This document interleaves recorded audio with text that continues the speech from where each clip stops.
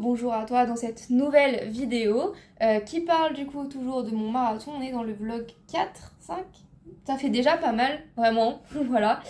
Mais donc cette semaine j'ai pas eu trop le temps de te vlogger. Je vais te faire quand même un petit point sur tout ce qui est entraînement, tout ce qui est douleur, vu qu'on a parlé que j'avais des tendinopathies, de comment je gère, de comment se passe l'entraînement, tout ça. On va faire un petit point comme ça au début.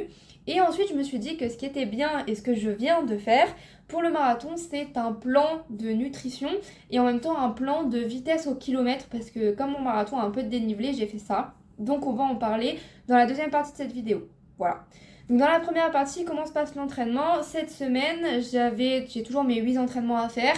Et ce que j'ai fait qui change un peu d'habitude, c'est que j'ai procédé pour la musculation à une semaine de deload. Donc si jamais tu sais pas ce que c'est, je t'invite à aller voir mon podcast.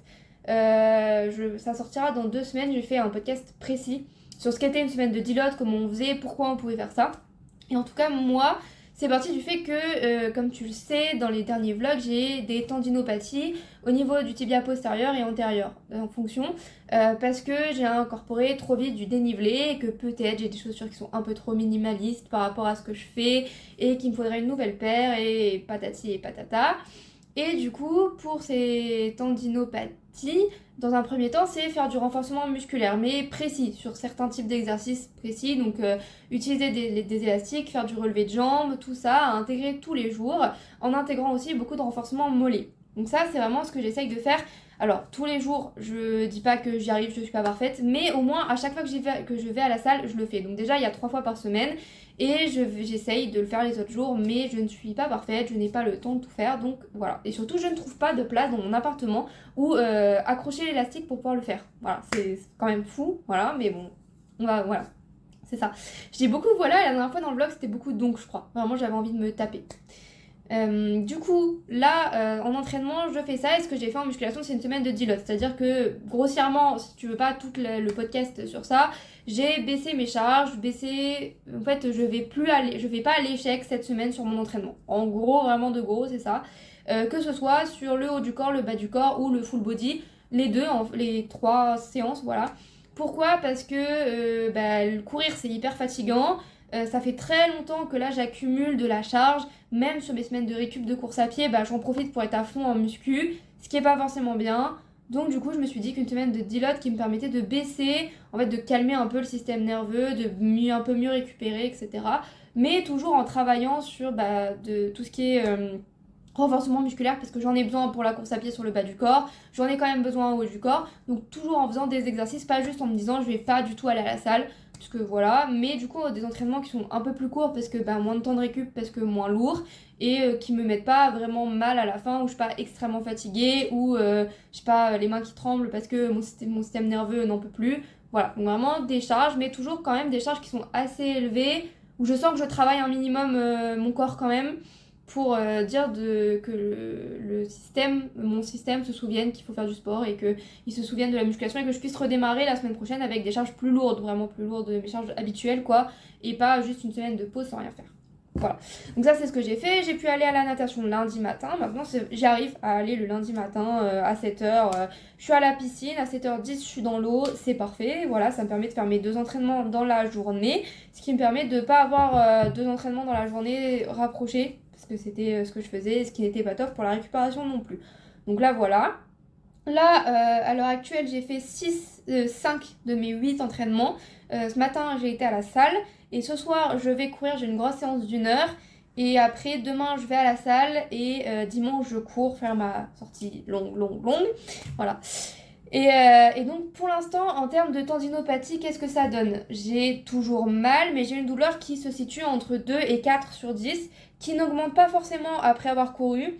Là, quand j'ai fait les jambes à la salle, c'est pareil, comme j'étais moins lourd que d'habitude, je pense qu'il y a ça qui a joué. Je n'ai pas eu de douleur plus que nécessaire après, et j'essaye de garder vraiment une douleur entre 2 et 4. Pour l'instant, j'arrive à refaire mes entraînements et tout va bien. À voir ce soir, j'ai une séance assez longue, mais après j'ai 2 jours de repos avant ma sortie longue, donc j'essaye de faire ça pour réussir à faire ma sortie longue dans de bonnes conditions. Voilà. Donc pour l'instant ça va, on va dire que ça s'améliore pas forcément, mais ça se dégrade pas, et c'est ce que la médecin du sport m'a dit, il ne faut pas que ça se dégrade. Donc si jamais je cours et que ça me fait plus mal, vraiment que j'ai une douleur qui est beaucoup plus élevée, après la course, pas juste après, mais le lendemain, par exemple le lendemain matin ou le lendemain dans la journée. Dans ce cas-là, ça veut dire que j'en ai trop fait et je baisse mon volume, ma vitesse, tout ça. Mais là, en plus, cette semaine, j'étais beaucoup sur l'endurance fondamentale. J'avais pas de séance seuil, ce qui est plutôt bien, je pense, pour mes douleurs. Voilà, donc j'essaye de faire dur en faux et si j'ai mal, je baisse mes séances. Voilà. Mais en tout cas, pour l'instant, ça va. J'arrive à courir, mais j'ai plus mal quand je monte ou je descends les escaliers. Voilà. Et maintenant, je vais vous faire un petit point sur la stratégie nutrition. Alors oui, en marathon, il faut faire une stratégie nutrition. S'il vous plaît, si vous faites un marathon, faites-le. Donc moi, j'ai déjà un peu fait de stratégie nutrition. J'ai commencé avec mon semi-marathon où, alors j'ai pas vraiment calculé, mais toutes les 30-45 minutes, je prenais soit un gel, soit une compote, quelque chose. En tout cas, c'était pas la meilleure des choses parce que rien n'était calculé, je savais pas où, je savais pas quand. Bref, voilà. Mais sur le marathon, j'ai fait ça un peu plus qualitatif et un peu plus carré. Déjà, je sais que je veux une flasque toutes les 1 heure. Donc ça, c'est facile, une flasque de 500 ml toutes les heures. Voilà. Donc, mais du coup, il fallait que je calcule combien d'heures j'allais courir. Voilà. Mais en tout cas, j'ai compté un maximum de 4 gourdes pour arriver jusque 4h30, 4h45. Parce que je sais qu'il y a du dénivelé, je sais pas comment mon corps va réagir, je ne sais pas comment ça va se passer, donc je préfère prévoir large. Donc on est sur 4 gourdes. Je vous dis 4 gourdes, 4h30, 4h45, parce que je compte pas les 30-45 premières minutes en fait. Je vais faire, donc c'est une gourde, la première gourde que je vais boire, elle sera entre 30-45 minutes et 1h30, 1h45. Pourquoi je compte pas à partir du temps 0 ? Parce que juste avant la course, je vais boire, j'aurai de l'eau, je vais manger. Enfin voilà, juste avant la course, je pense que je vais prendre un petit truc de glucides et forcément tout le long le matin avant de démarrer, je vais boire. Donc forcément, je serai un minimum hydraté et un minimum de glucides aussi, tout ça. Donc c'est pareil pour la nutrition, vous verrez, ça commence plus tard. Désolée, petite interruption, mais on reprend du coup comme je disais, forcément, donc je commence l'eau à 30-45, donc voilà.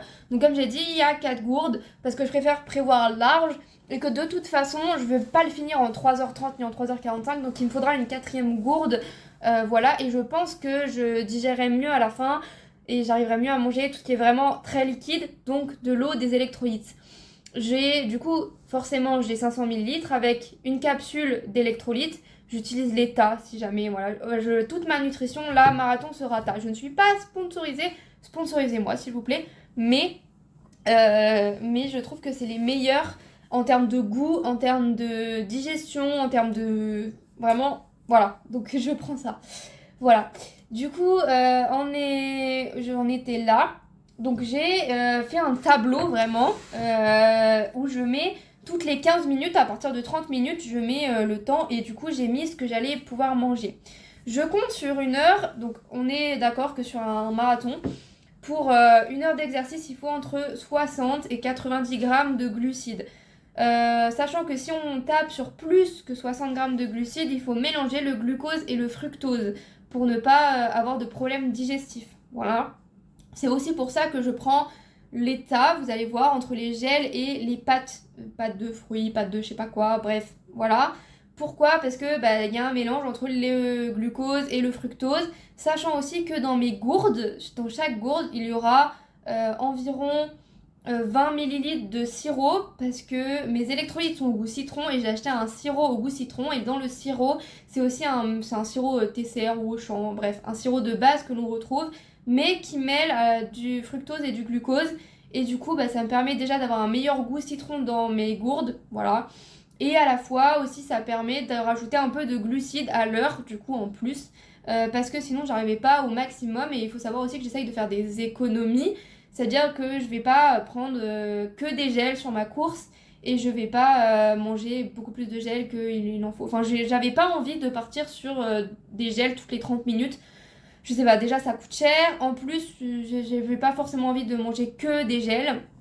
Donc voilà, donc ajouter ça permet d'ajouter des glucides facilement, rapidement. Donc si jamais vous ne faites même pas de marathon mais que vous courez assez régulièrement et que vous faites des sorties longues, je trouve que le sirop c'est vraiment une bonne solution, c'est une solution pas chère, qui est bonne si jamais vous arrivez à la boire correctement, si jamais vous arrivez à la digérer et du coup il y a du mélange de glucose et de fructose à l'intérieur des 2 sirops. Donc si jamais, voilà, vous pouvez utiliser ça. Du coup moi je pars sur un premier gel à 45 minutes. Voilà.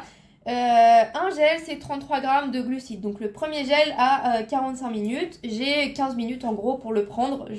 Surtout, ne prenez pas votre gel en une fois. Parce qu'en plus, ça va juste ça va juste faire un gros pic, etc. Prenez-le assez doucement. Donc moi, je vise sur le prendre en 15 minutes de toute façon. J'ai un peu de mal à les prendre plus rapidement maintenant. Avant, je les prenais plus rapidement, mais c'était des gels Décathlon. Donc c'était un peu plus petit.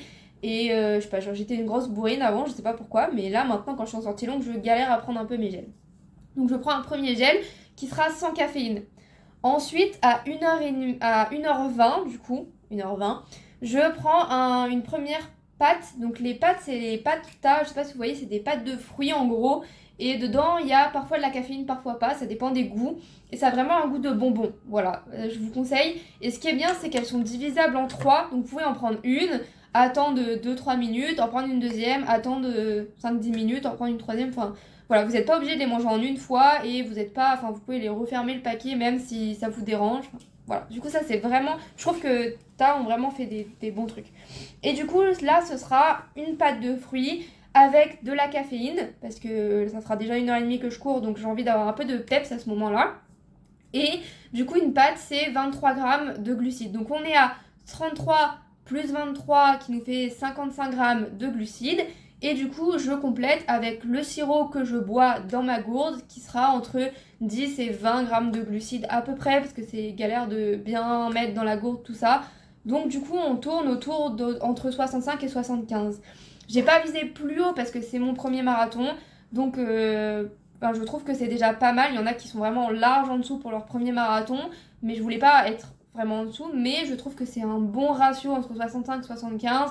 On est sur une moyenne qui reste assez basse. Comme c'est mon premier, j'ai pas envie non plus d'avoir des problèmes gastriques et c'est avec ça que je m'entraîne à l'entraînement. En fait, j'arrive pas à faire plus à l'entraînement, donc je vais pas essayer d'en faire plus sur le marathon. Parce que sur mes sorties longues, déjà, j'ai du mal à prendre mes gels, j'ai du mal à manger correctement et manger plus que nécessaire. J'ai l'impression qu'on fait que manger en courant à partir du moment où on commence à manger, donc voilà. Ensuite, en fait, toutes les 30 minutes, je vais manger. Donc, 1h45, je reprends un gel qui ne sera pas caféiné. Ensuite, à 2h20, je reprends une pâte, donc 23 grammes de glucides encore. À 2h45, je prends un gel qui sera à la caféine, les gels au café de Sheta. Vraiment, je trouve que c'est les meilleurs. Mais du coup, j'essaye de répartir un peu ma caféine. À 3h20, je reprends une pâte qui ne sera pas avec de la caféine. À 3h45, ce sera un gel avec forcément de la caféine, parce que là, je pense que je serai au bout du bout. Et si jamais vraiment je suis loin de la fin, à 4h20, je pourrais reprendre une pâte avec de la caféine à ce moment-là aussi. Parce que, donc, normalement, j'aimerais bien faire le marathon en moins de 4h30. Selon Campus Coach, je suis à 4h10, quelque chose comme ça. Sauf que Campus Coach ne prend pas, ce qui est bête quand même, ne prend pas en compte que j'ai du dénivelé. Voilà. Du coup, pour eux, ils mettent juste, je crois, en 6,05 tout le long du marathon.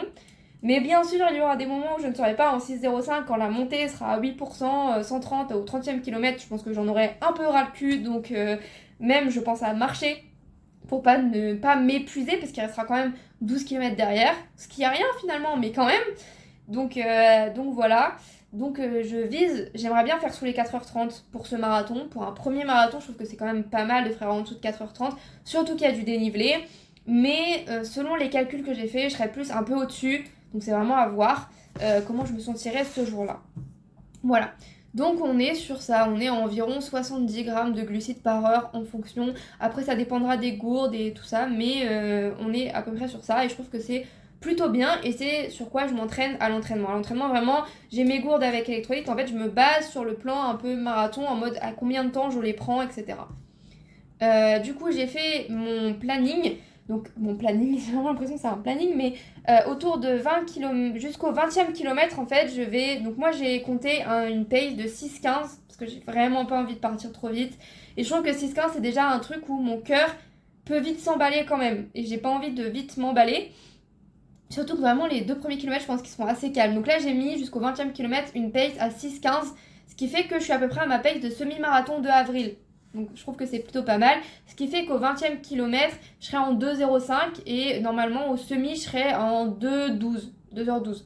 Voilà. Et du coup, à partir du 21 km, on a une montée, donc j'ai augmenté ma pace. Je suis plus en 6,43, 6,50. C'est ce qui m'arrive quand je suis en montée. Je suis à peu près à ça. Là, c'est une petite montée, donc j'ai mis ça. Après, à voir comment mon corps réagit, etc. Sachant que là, en ce moment, je peux pas refaire de dénivelé, mais je me sens quand même mieux sur les dénivelés qu'avant. Voilà. Et du coup, après une descente, donc 5,30. J'ai fait avec un calculateur, mais vraiment 5,30, je suis pas sûre. Ou alors, il faudrait vraiment que ce soit une descente. Vraiment une descente, mais je suis pas sûre de l'info. Donc voilà. Mais bref, c'est vraiment à peu près à essayer de faire. Ensuite, il y a encore de la montée, donc c'est pareil, j'ai remonté ma pace. Jusqu'à la montée des enfers qui est au 33e kilomètre, où là, il y a vraiment une pace en 10 minutes 11, 10 minutes 11 du kilomètre. Parce que c'est vraiment une grosse montée qui dure 3 km, voilà. Donc sachant que juste avant, du coup, à partir du 31, ça monte, je suis en 6,43. 32e kilomètre, j'ai mis 8 du kilomètre. Et le 33, j'ai mis 10 minutes 11. Parce que je pense que je vais clairement marcher. Et voilà. Bon, après, j'ai déjà fait 130 mètres de dénivelé, mais je l'ai fait au 4e kilomètre, pas au 30e kilomètre. Parce que normalement, je voulais faire des sorties longues avec du dénivelé à des moments précis pour refaire cette course. Mais comme là, cette semaine encore, je ne fais pas de dénivelé, j'en referai la semaine prochaine, à voir comment se passe mes tendinopathies. Mais du coup, voilà. Donc, au 33e kilomètre, j'ai vraiment mis un temps. Et après, du coup, ça baisse parce que ça descend. Donc, j'ai un temps en 5,45 sur 2 km. Parce que ça descend vraiment abruptement là. Donc, je pense que je pourrais les tenir, les 5,45, à voir. Ça dépendra de comment je me sens aussi. Sachant qu'il y a encore une montée au 38e kilomètre. Donc là, j'ai mis en 7,24 parce que je pense qu'avec la fatigue, c'est mort. Et puis après, ça baisse. Et voilà. Et du coup, là, pour l'instant, avec le calcul que j'ai fait, je suis en 4h37. Ce qui me fait ce qui m'embête un peu, parce que j'aimerais quand même être en dessous des 4h30, mais je préfère voir un peu plus large, au pire, voilà. Et du coup, ça me sert ça aussi pour savoir quand prendre ma nutrition, parce que les montées, les descentes, c'est un peu... Enfin, manger en descente, c'est un enfer, manger en montée, c'est un enfer, mais si je suis obligée, je préfère manger en montée qu'en descente, parce qu'en descente, je préfère me focaliser sur juste me laisser partir, et voilà. Et en montée, j'ai besoin d'énergie avant. Donc si je dois décaler un peu mon gel, juste pour être dans le début de la montée, pourquoi pas. Voilà. Donc ça c'est le plan de nutrition, donc les gourdes, tout ça, ça m'a beaucoup stressé de le faire, mais au moins je sais maintenant et surtout je peux caler mes sorties longues sur mon plan de nutrition là, donc prendre vraiment le premier gel sans caféine, etc., etc. Et aussi ça me permet de mettre de côté la nutrition que je dois prendre pour le marathon, c'est-à-dire de pas me retrouver au dernier moment en mode en fait il me manque un gel. Du coup je vais faire un petit paquet avec tout ce que j'ai besoin et voir ce que je dois racheter. Je sais que je dois racheter des électrolytes, je dois racheter, je pense que les gels café j'ai tout ce qu'il faut. Mais ça dépend de l'entraînement aussi, voilà. Donc voilà, je pense que ça peut vous aider. En tout cas, je vous conseille de faire ça, de regarder votre profil de course, voir si en fait vous allez être tout le temps sur la même pace, ou si vous démarrez plus vite que vous finissez, sur un marathon ça peut arriver, ou si vous commencez plus doucement que vous finissez, ça peut arriver aussi, de voir en fonction de vous comment vous êtes, comment vous faites, etc. Et du coup de créer ça pour voir à peu près en combien de temps c'est possible de le faire. Donc moi là je suis en 4h37, j'aimerais bien le faire en moins de 4h30, il y a 7 minutes à gagner. Bon, à voir où je peux les gagner, peut-être sur les montées, peut-être sur des moments de... Voilà, je sais pas. En tout cas, j'ai jamais fait 10, 11, même en montée, mais là c'est au 33e kilomètre, donc je me dis que peut-être je serai fatiguée et marcher sera peut-être le meilleur moyen. Ça permettra peut-être de laisser mon cœur à peu près stable, voilà. Donc voilà, là du coup je vais pas vous filmer d'autres trucs sur cette semaine, vous avez vraiment une vidéo un peu condensée avec ma stratégie de nutrition. Si jamais vous voulez en savoir plus sur la semaine de déloge, je vous conseille de suivre mon podcast. Il y a déjà plein d'autres trucs, même sur le marathon, sur des choses comme ça, sur la course à pied, sur la musculation, sur la natation, sur le vélo, pas encore. Je suis encore trop débutante pour faire des trucs sur le vélo. Mais en tout cas, je vous conseille d'aller écouter si jamais tout ce qui est sport vous intéresse. Ça pourra permettre d'avoir d'autres idées, d'autres choses sur la nutrition que je vous partage pas forcément ici parce que j'ai pas forcément le temps et que je préfère le type un peu vlog qui me permet de pas prendre énormément de temps. Voilà. Et du coup, moi, je vous dis à la semaine prochaine. Là, ce sera un vrai... Je vais essayer de vraiment vous vloguer et de vous montrer un peu plus peut-être ce que je mange parce que j'arrive pas à vous montrer vraiment ce que je mange. Parce que je suis toujours dans le rush de j'ai faim, je me fais à manger, je mange et après je suis là en mode j'ai rien filmé du tout. Donc j'essaierai probablement de vous filmer quelques trucs en essayant vraiment. Essayant de vous montrer ce que je mange. Voilà. Donc moi, je vous dis à la semaine prochaine. Au revoir!